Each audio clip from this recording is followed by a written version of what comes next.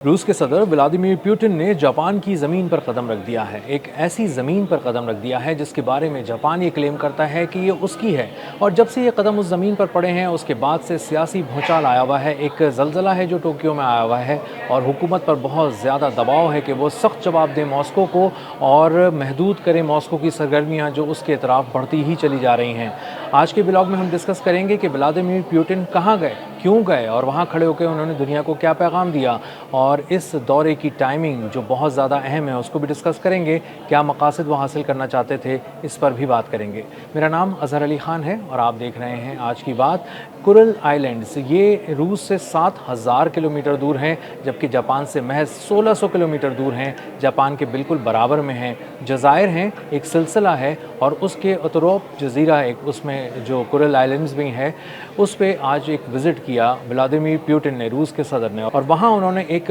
Fish processing plant का दौरा किया और उसके बाद वो माहीगीरों से मिले और उसके बाद उन्होंने वहाँ के रिहायशियों से भी मुलाकात की, उस जज़ायर में जो लोग रहते थे उनसे भी मिले। और इसी के साथ साथ उन्होंने वहाँ मछली के अंडे भी चखे, उनको पेश किए गए थे मछली के अंडे और उन्होंने वो चखे और उसके बाद खड़े होकर लोगों से मिले और एक गैर मामूली तौर पे मिलिट्री बिल्डअप किया गया था उन जज़ायर के तरफ रशियन मिलिट्री की जानिब से, और पुतिन की हिफाजत के लिए गैर मामूली इक़दामात किए गए थे। और इसीलिए ये दौरा बहुत ज़्यादा अहमियत इख्तियार कर गया है क्योंकि ये वो जज़ायर हैं जो दरअसल एक तनाज़े की वजह है रूस और जापान के दरमियान। कुरल आइलैंड्स जो हैं, जो एक पूरा सिलसिला है जज़ायर का, यहाँ पर जापान ये क्लेम करता है कि ये उसके जज़ायर हैं, ये उसका इलाका है, ये उसकी ज़मीन है, जबकि रूस कहता है कि ये उसकी ज़मीन है और वो वहाँ पर आता जाता रहेगा, जब चाहेगा अपनी मौजूदगी वहाँ बढ़ा लेगा। और इसीलिए वर्ल्ड वॉर 2 के बाद से कोई अमन मुआहदा दोनों ममालिक के दरमियान नहीं हो सका और ये एक ऐसा तनाज़ा है जो दोनों ममालिक के दरमियान ताल्लुकात को मुसलसल ख़राब रखे हुए है। जापान की हुकूमत ने रूसी सदर व्लादिमीर पुतिन के इस कुरल आइलैंड्स के विज़िट पर बहुत ज़्यादा एहतजाज किया है, बहुत ही सख्त अल्फाज में अपना एहतजाज रिकॉर्ड कराया है, लेकिन मॉस्को ने उस तमाम अल्फाज पर, उस मजम्मत पर, उस तरह के एहतजाज पर किसी पर कान नहीं धरे। और उसकी वजह यह है कि व्लादिमीर पुतिन ने यह दौरा बहुत ही अहम मौके पर किया है,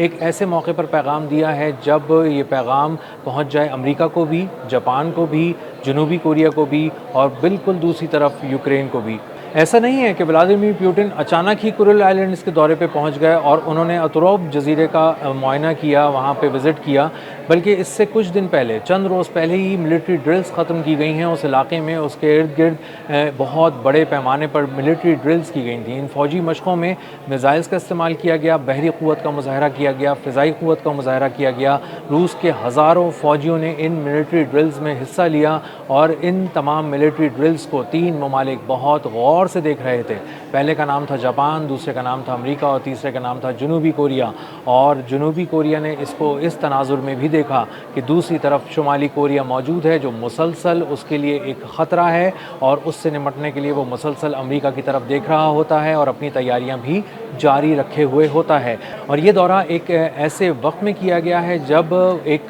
बैलिस्टिक मिसाइल 2 रोज़ पहले फायर किया गया शुमाली कोरिया की जानिब से, और शुमाली कोरिया ने अपनी मौजूदगी का और अपनी इस पूरे ख़ित्ते पर गहरी नज़र होने का सबूत दिया और बताया, पैगाम भी दिया कि वो जनूबी कोरिया और अमेरिका की होने वाली ड्रिल्स पर भी नज़र रखे हुए हैं। और ये मुश्तरका फ़ौजी मशक़ें तकरीबन 17 से 27 अगस्त तक 11 दिन की ये मशक़ें हैं जो होने वाली हैं। इससे बिल्कुल 2-3 रोज़ पहले अगर पुतिन उन जज़ायर का दौरा करते हैं तो न सिर्फ वो जापान को पैगाम दे रहे हैं बल्कि जनूबी कोरिया और अमेरिका को भी वाशकाफ़ अल्फाज में ये पैगाम दे रहे हैं कि वो यहाँ पर मौजूद हैं। किसी तरह का तनाज़ा, कोई छोटी मोटी सी चिंगारी एक बहुत बड़ी आग बन सकती है और अमेरिका को अपनी सरगर्मियाँ इस खत्ते में महदूद करनी चाहिए। और इसी के साथ साथ जापान जो बहुत ज़्यादा तैयारियां कर रहा था, मिलिट्री ड्रिल्स कर रहा था, और पिछले ही महीने उसने अमेरिका के साथ मिलकर एक मुश्तरका फ़ौजी मशक़ की थी और बहुत बड़े पैमाने पर की थी, तो दरअसल रूस और शुमाली कोरिया को ये पैगाम दिया गया था कि वो यहाँ पर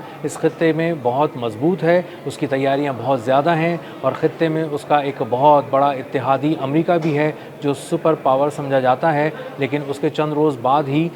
तकरीबन 5 से 10 अगस्त के दौरान रूस ने एक बहुत बड़ी मशक़ें की, इसी इलाके में की, कुरिल आइलैंड्स के आसपास की और अपनी तमाम इक़्साम की जो ताकत है उनका खुलकर मुज़ाहरा किया और इसको जापान ने और अमेरिका ने देखा।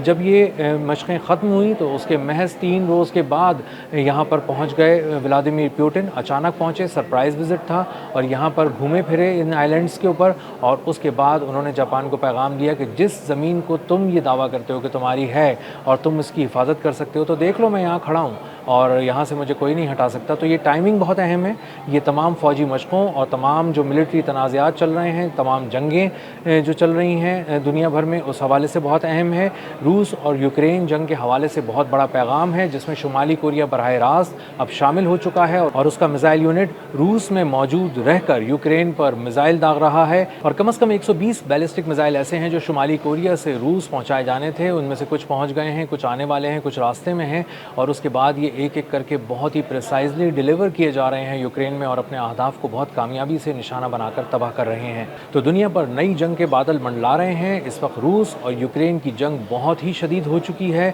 दोनों एक दूसरे पर बहुत ही मोहलिक, बहुत बड़े पैमाने पर हमले कर रहे हैं। इसी तरह ये खदशा भी जाहिर किया जा रहा है कि रूस और यूक्रेन की जंग यहीं तक महदूद नहीं रहेगी बल्कि ये यूरोप तक भी फैल जाएगी। लेकिन अब पिछले कुछ दिनों से अंदाज़ा हो रहा है कि इस जंग का मैदान मुख्तलिफ जगह पर सजेगा। रूस और यूक्रेन की जंग होती रहेगी, इसी के साथ साथ शायद यूरोप में भी एक जंग छिड़ जाएगी और यूरोप और रूस आमने सामने आकर एक दूसरे पर हमले करेंगे। इसी के साथ साथ रूस एक और महाज गर्म कर देगा शुमाली कोरिया की मदद से और वहाँ पर 3 ममालिक को इंगेज करने की कोशिश करेगा जिसमें अमेरिका, जनूबी कोरिया और जापान होंगे और शुमाली कोरिया की मदद से ये महाज गर्म किया जाएगा। शुमाली कोरिया मुसलसल बैलिस्टिक मिसाइल दाग कर और पानियों में, समंदरों में, खुले समंदरों में जापान के करीब और कोरिया के करीब बैलिस्टिक मिसाइल गिराकर ये पैगाम दे रहा है कि वो चौकन्ना है और किसी भी वक्त अगर कोई चिंगारी भड़कती है आग की तो वो बहुत बड़ी आग में तब्दील हो सकती है और पूरे खित्ते को भी जला सकती है, क्योंकि ये तमाम इंतहाई ताकतवर अस्करी क़ुव्वतें हैं और साथ साथ एटमी क़ुव्वतें भी इनमें मौजूद हैं। तो अगर कोई तनाज़ा ज़्यादा बढ़ गया और किसी को महसूस हुआ कि उसको किसी बड़े पैमाने पर हमला करने की ज़रूरत है तो जंग का ये स्केल बहुत ज़्यादा फैल जाएगा। और दुनिया के हालात पर नज़र रखने वाले जो कह रहे हैं कि अगर इस जंग का दायरा फैलता चला गया और इसको ना रोका गया और बर वक्त इसको ठंडा नहीं किया गया तो पूरे खित्ते इसकी लपेट में आ जाएंगे और आहिस्ता आहिस्ता ये जंग फैलती फैलती तमाम ममालिक तक भी फैल सकती है, क्योंकि यूरोप अगर इसमें बराह रास्त शामिल हो गया तो पूरा यूरोप वहाँ से कवर हो जाएगा और एशिया की तरफ से अगर रूस खड़ा हुआ है तो इसमें बहुत बड़ा एक